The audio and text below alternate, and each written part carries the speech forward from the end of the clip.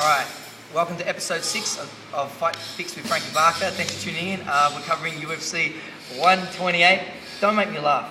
Don't make me laugh. UFC 128 Shogun versus John Jones. Just kidding. John Jones, obviously, for the light heavyweight championship, and that was an amazing event, but I'm going to talk about that last. Alright, real quick, going through the fight card. In the prelims, it was great. I just thought overall the fight card was very strong. The prelims were exciting. A lot of fights went the distance, which is great to see. Some fights I would have rather had finished a little earlier. I'll get into that a little bit later. The main fights on the card, the Uriah Faber fight, very exciting to see Uriah Faber fighting for the UFC for the first time against Belarus. I thought it was a solid card right through, so the prelims were awesome. You know what, I haven't had a chance to see the Kurt Pellegrino Gleason Tebow fight. I heard Tebow, I think, squeezed out a split decision. Not sure about that. I can't really say too much about it. I haven't seen it, but that was the result on that one. Starting first with Anthony Njokuani against Edson Barboza. Initially, when I heard this fight was going ahead, I was very excited because these two guys have got reputable backgrounds in their striking. Njokuani's got great striking. Edson Barboza he's had like 22 Muay Thai fights. I think he's had something like 18 knockouts or something crazy like that. So their striking was definitely fantastic, and we didn't expect anything less, and they delivered. I really felt that Njokuani had a struggle to get momentum and to really get going in the first round. I thought Barboza, it was probably even, arguably, but I thought Njokuani was very stiff. And Barboza obviously maybe squeaking out that first round. Second round was all Njokuani. Njokuani was just lighting Edson Barboza up at will. He was just throwing some great combinations, attacking insides of his legs.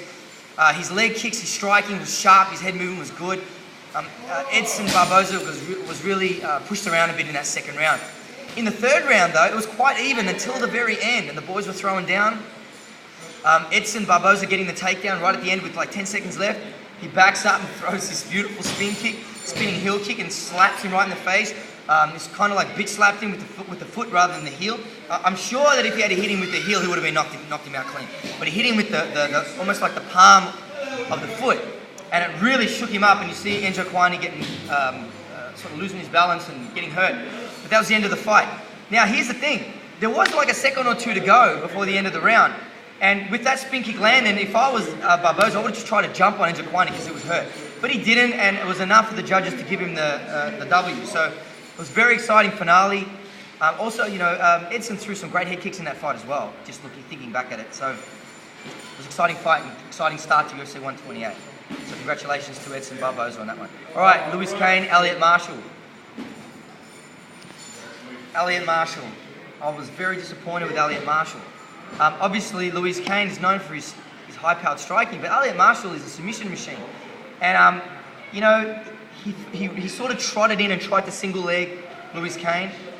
I looked at it, I was like, oh man. As soon as I saw Elliot Marshall run in like that, I felt for him. I thought, man, this kid, what didn't look like the most confident takedown attempt to worry Lewis Kane in the slightest. And no wonder, Lewis Kane had no respect for the takedowns. Elliot Marshall kind of just limped around trying to take him down, and Lewis Kane just smashed Elliot Marshall to smithereens. He backed him up a few times. Elliot Marshall fell to the ground, slammed into him, dropped him, finished the fight. Let me tell you, Elliot Marshall was smashed. He was hurt bad, and here's the thing about that. 5 cents on the ground. Hey. I really felt that the refereeing was a little bit behind the ball in this fight. Elliot Marshall had like a second chance, in my opinion. Initially, when he got dropped and he was swarmed on by Lewis Kane, the shots that dropped him are the things that I noticed most. That they were some big shots, and he was hurt bad. And when he was dropped on the ground, he was just cowering up. He was moving, but let me tell you, he was rocked. And he was eating a lot of punches. And for the referee to keep, I think it was Dan Mugliotta or something like that, I don't remember who it was, by memory, I think it was just a late stoppage in my opinion, and Elliot Marshall was on the ground for a while. Anyway, enough said. Elliot Marshall got smashed. All right, Eric Koch against Asankayo. I can't remember his first name. I was really excited for Asankayo because I didn't even know anything about this guy. But he was a Brazilian, and I would imagine Brazilians like to choke people. So I'm thinking, Asankayo, well, Koch had different ideas, man. First time in the UFC. He's moving backwards. Asankayo's going in, and he just hits him with a right hook, because Coke is a southpaw, and it was right in the right spot, right behind the ear, dropped, he was out cold, he was doing the whole leg straight, arm in the air. It was a bad knockout. But it was a great result for Eric Coke, so an easy report on that fight, but very exciting. Can't wait to see him again. He's got some hard hands. And apparently he'd been working on this move with his mate for a while, for 2 weeks straight, working that right hand, that left hook on the back move. Very difficult to do. It's a high skill level thing. Usually guys like to come forward with their punches for momentum, but to actually be moving backwards and slamming that left hook in, that takes a lot of power, a lot of skill, and perfect mechanics. So that was beautiful. That was probably the knockout of the night for me. Wonderful. Now, one of the knockouts I thoroughly enjoyed watching, no offense to all the Mirko Cro Cop fans out there, we've followed him for years, we've loved to watch him fight. Pride days. The UFC has not delivered in my opinion, and this is just a report on my opinion on these fights and these fighters and the breakdown. So it's not the only opinion, it's just my opinion. And you know, I really wanted Mirko Cro Cop to show us the, you know, the right leg hospital, left leg cemetery. He threw that left leg on time to time. He threw it hard. His best kick was, I believe, one of his best kicks was to the body. Didn't see that enough. I think he went to try and do it in the third round. That's when Sharp just went out and knocked him out. Obviously, Cro Cop probably won the second round because of an illegal shot to the back of the head on Cro Cop, which probably gave him a 10-9 round. It wasn't that entertaining, to say the least. Cro Cop looked uncomfortable. He looked old, in my opinion. He looked slow. Just didn't have that spark. Just didn't have that head move, nothing. Anyway, Sharp, ex-footy player, took him down at will and knocked him out brutally. End of story. Mirko Cro Cop, I would imagine this is the end. Moving right along, Dan Miller, Nate Marquardt. Great fight. Dan Miller had a guillotine choke in there, looking real threatening, but Nate Marquardt, man, he's a beast. He's a beast at 185. So he fought it off and he just ground and pounded that first round out. Then he started to really get control of the fight. He really landed some heavy hands on Dan Miller. Dan Miller took the fight with something like less than a week's notice. Considering that and Nate couldn't finish him, man, that just shows you how hard Dan Miller must train to be in that kind of fight shape against a seasoned veteran, like in my opinion, like Nate Marquardt. He's been around for a while, that's why I say veteran. He's not old in any stretch of imagination, but he has been around and has had some great fights.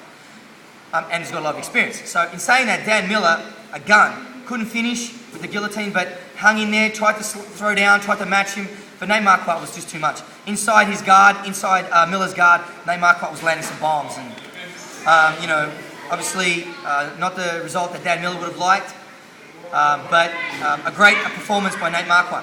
All right, Kamal Shalarus against Jim Miller, his brother, Dan Miller's brother. Obviously won with the third round TKO.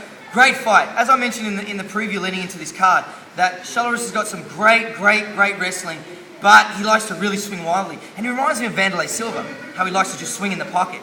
Look, he's got a chin, man. I must admit, Jim just put a striking clinic on him. Reluctant to take him to the ground because he thought he could finish him. And, you know, he did just that in the end. But, man, Shalarus, man, what a chin. He stood...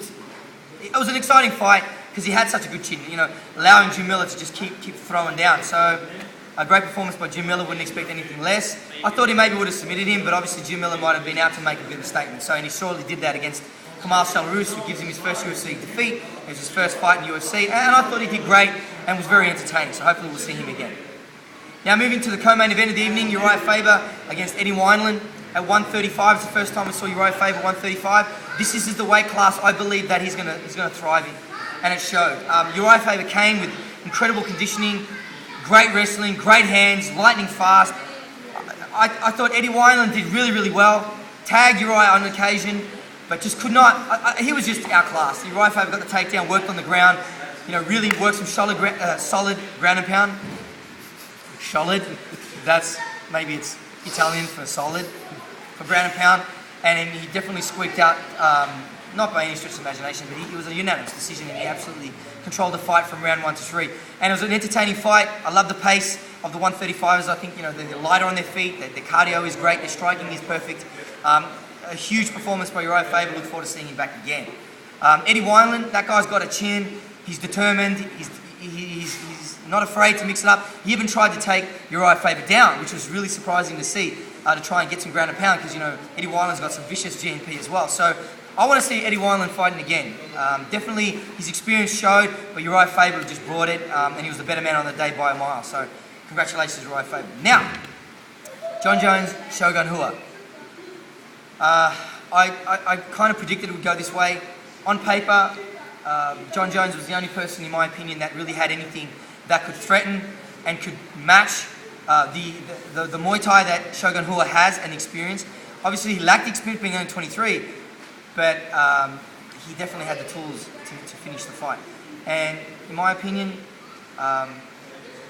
we didn't really see Shogun Rua want to throw down with any leg kicks at all. Obviously, being worried about getting taken down. All too soon, all too late. Jon Jones just opened up on Shogun. He completely dominated him for every single round. He just beat him up. Dimma, do you agree? He just beat him up. He just plain and simply just beat Shogun up badly. It was pretty bad, dude. It was a bad beatdown. It was really bad. But just shows you, and what it showed me personally, in my opinion, was the talent of Jon Jones, that he can stand and bang, he can take you down, which he did at will with Shogun, and he just beat him up on the ground. And look, Shogun, look, we don't see Shogun on his back much, but in the days that we've seen him on his back, he was dangerous.